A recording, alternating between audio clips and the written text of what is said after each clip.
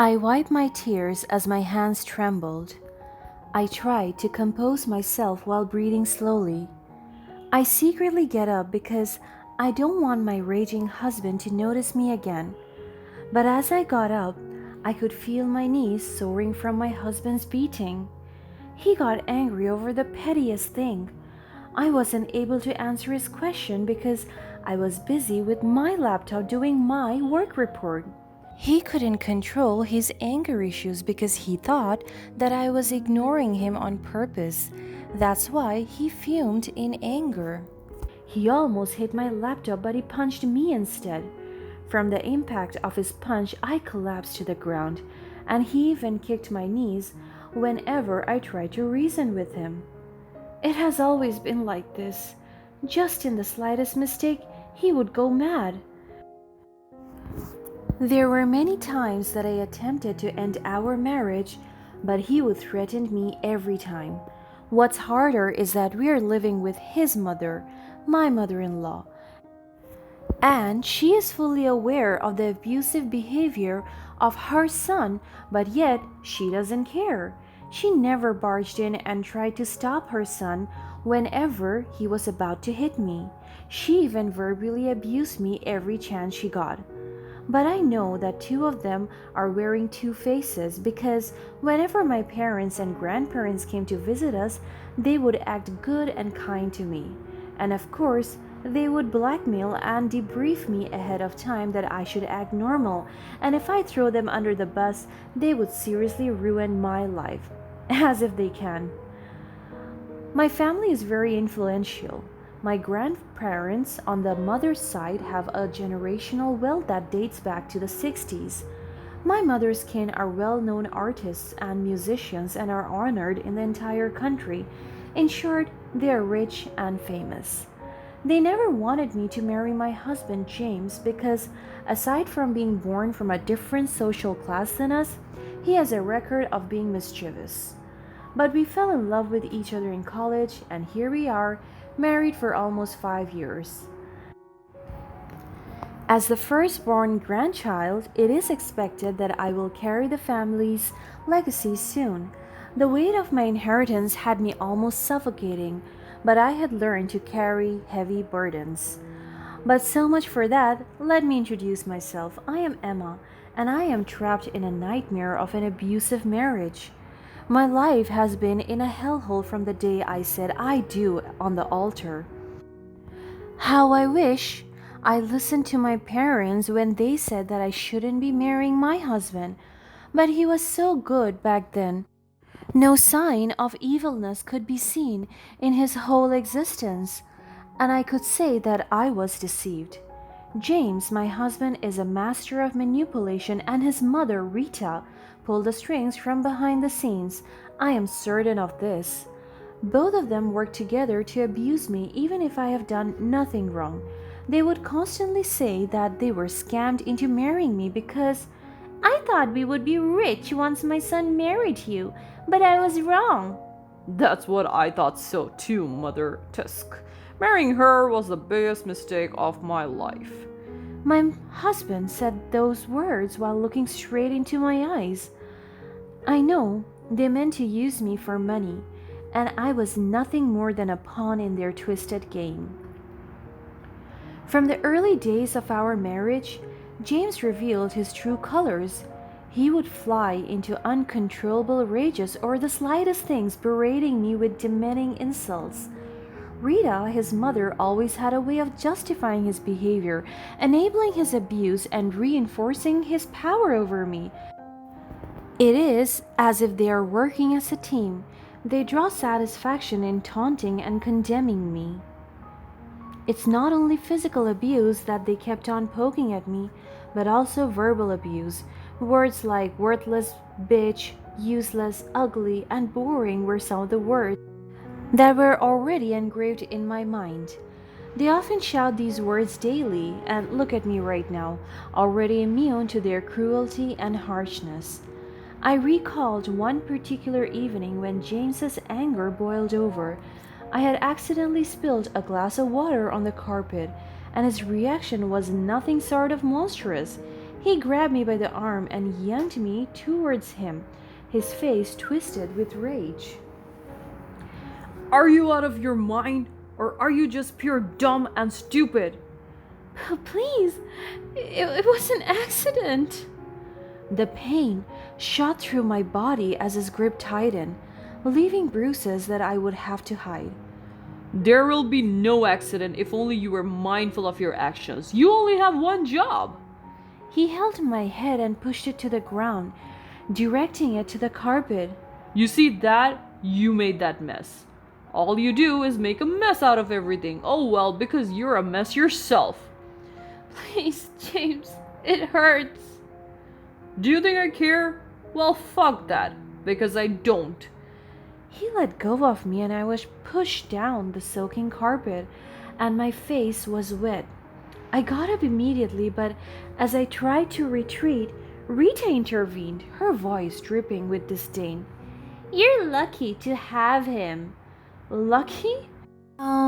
In what dimension do being lucky and having a relationship with James have in common? You always give my son a hard time and even a headache. You are not good for him. She sneered at me, her words like venomous daggers aimed at my already fragile spirit.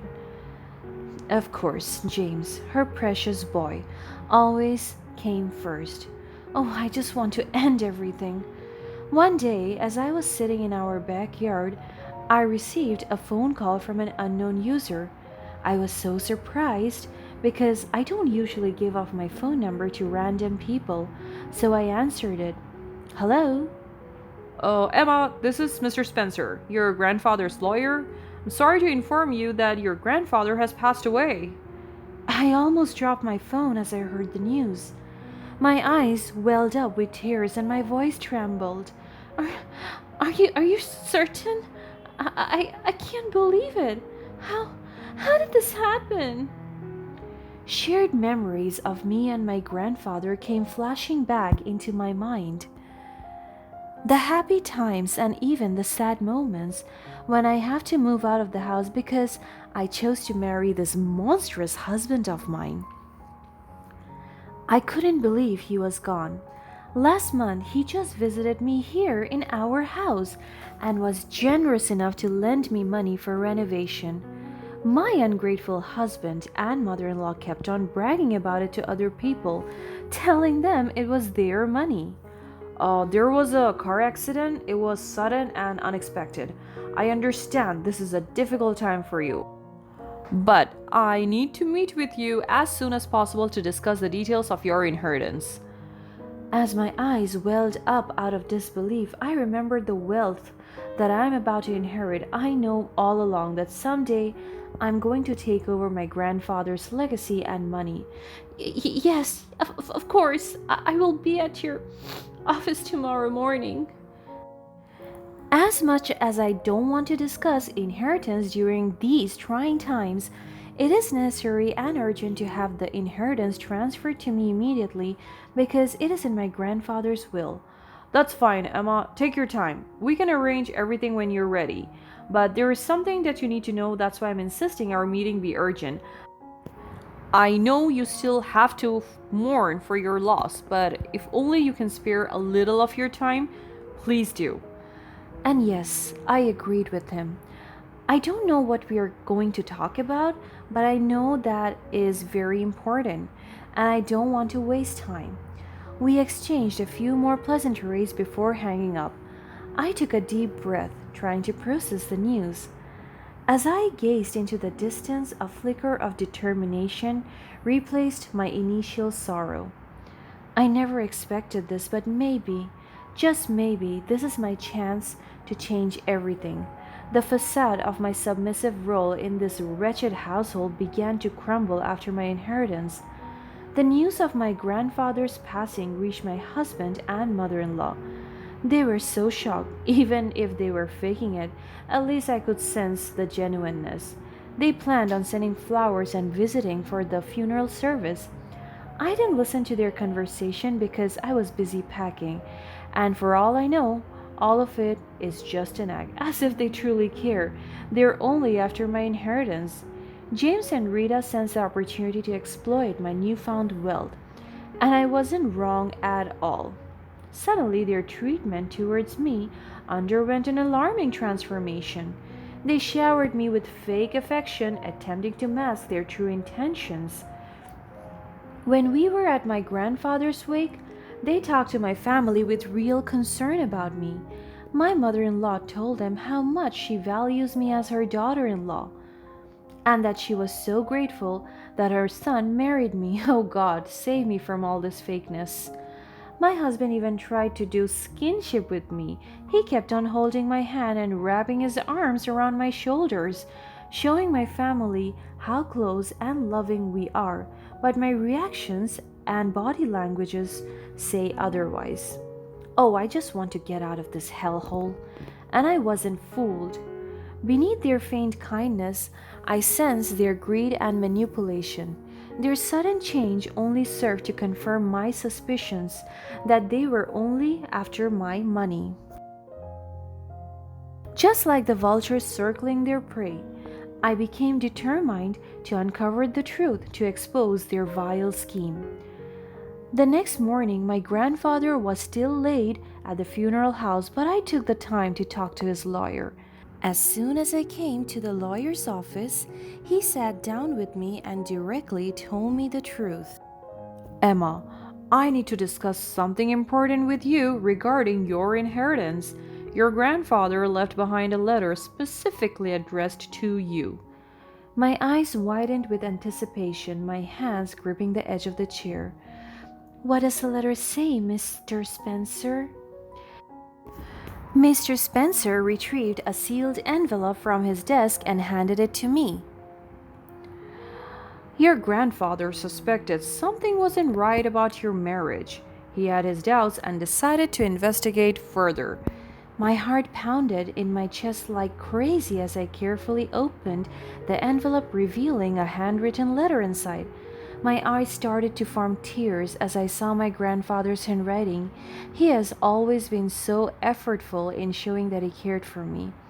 I read it silently and my face transitioned from confusion to shock. This can't be true. I'm afraid it is, Emma. Your grandfather discovered evidence that your marriage to James was forged, a ploy to gain access to your inheritance. He wanted to protect you even in his grave. And finally, my tears welled up down my cheeks. A mix of heartbreak and anger. My voice cracked as I held back my tears from falling. I never imagined. I thought James loved me, even before our marriage. I know he changed the moment we tied the knot, but I thought his intentions were real and pure when he was still courting me. And Rita, his mother, they both seemed so genuine back then, but this explains why they hated me so much and they hurt me physically and verbally.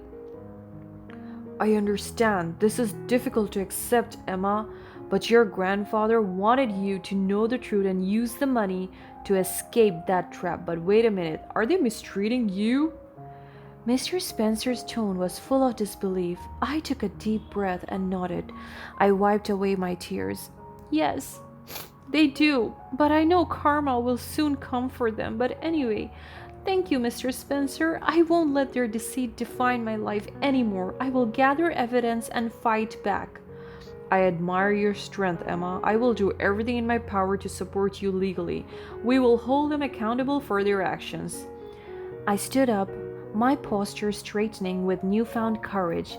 I won't let them win. I will protect myself and my grandfather's legacy. They will pay for what they have done. Mr. Spencer nodded with a sense of admiration in his eyes. You have my full support, Emma. We will ensure that justice prevails. I left his office. My resolve is firm and my steps were filled with purpose. I am determined to uncover the truth, gather evidence against James and Rita, and reclaim my life from the web of deceit. The next day, my grandfather was finally put to rest, and in 30 days, all his inheritance will be transferred to my name and rights. But as soon as I went home, I couldn't still escape the continued physical abuse at James's hand. He kept on tormenting me about my inheritance, asking, "Where is it and why am I not giving him any?" I kept on telling him that I don't have it yet, but he slapped me instead. On several occasions, his anger would reach such heights that he would lash out at me with violent force. I would bear the brunt of his blows both physically and emotionally. The scars run deep, hidden beneath the layers of makeup and long sleeved clothing. Even if I have the privilege of having a lawyer now, I still let them do this to me because I am gathering evidence. I secretly recorded his abuses every time I sensed that he was about to hurt me, and whenever I have bruises, I took a picture of it and compiled it. The same goes for my past bruises. And through it all, his mother watched with cold detachment. Her silent approval was fueling James's brutality all this time. She reveled in the control they exerted over me, relishing the power dynamics that kept me trapped in their toxic grip. Determined to break free from this cycle of abuse, I devised a plan to gather evidence against James and Rita. I had to be discreet, careful not to arouse their suspicions. I sought the help of a private investigator, secretly documenting their conversations and capturing their true intentions on hidden recordings. As I continued my undercover mission, the abuse from James escalated. His once controlled fury turned into a terrifying storm that raged within our home. I would cower in fear as his fists found their mark, the pain radiating through every inch of my body. But with each blow, I grew more resolute. My strength and determination were fueled by the knowledge that freedom was within reach. The day of reckoning finally arrived. Armed with the evidence I had painstakingly collected, I confronted James and Rita. "We need to talk." I stood tall before them, holding a folder of evidence in my hands. James and Rita exchanged uneasy glances, clearly taken aback by my newfound strength. But after a second, they just smirked at me and mocked me for acting so brave. "Enough is enough, James and Rita. I know the truth about our marriage. It was all a sham, a means for you both to get your hands on my inheritance." My husband laughed, mocking me. "What are you talking about, Emma? You're overreacting."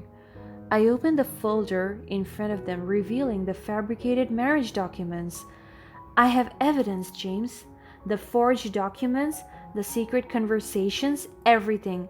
I can take this to court and expose your lies."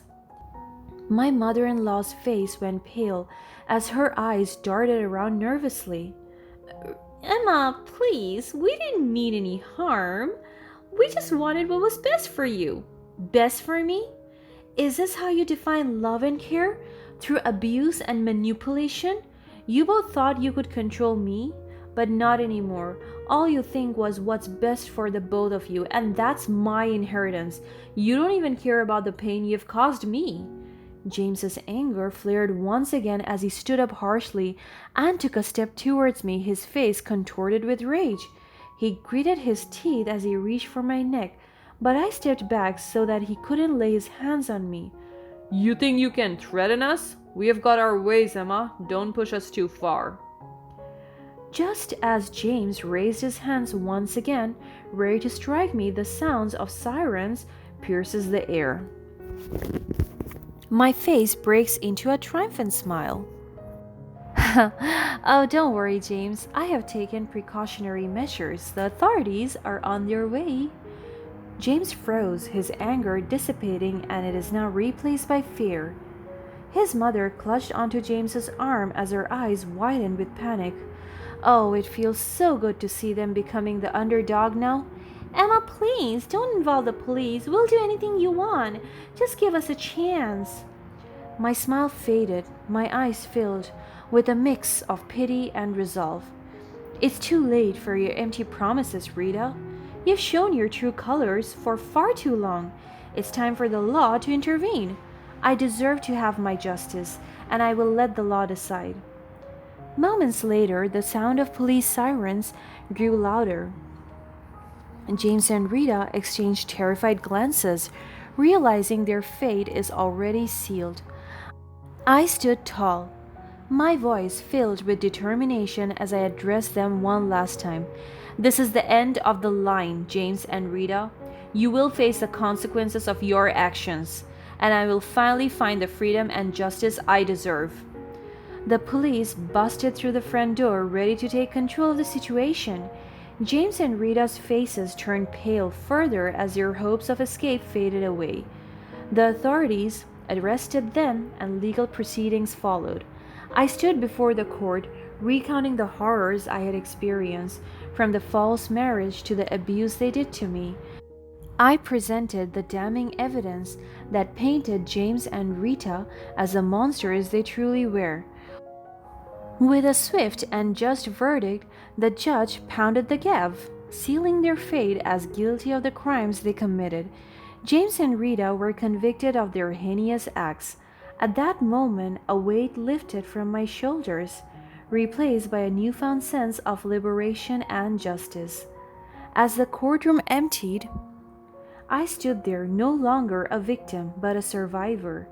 The scars that adorned my bodies were reminders of the battles I had fought and the strength I had summoned. The truth had set me free, breaking the chains of abuse that had bound me for far too long. Embracing my inheritance, I used the wealth to rebuild my life, far away from the shadows of abuse and manipulation. On top of that, I decided to work on myself, to heal and grow. I dedicated myself to advocacy and raising awareness about domestic abuse, determined to break the cycle for others who found themselves trapped in similar situations. And this to me is the greatest revenge against their abuse and manipulation, to be happy and content.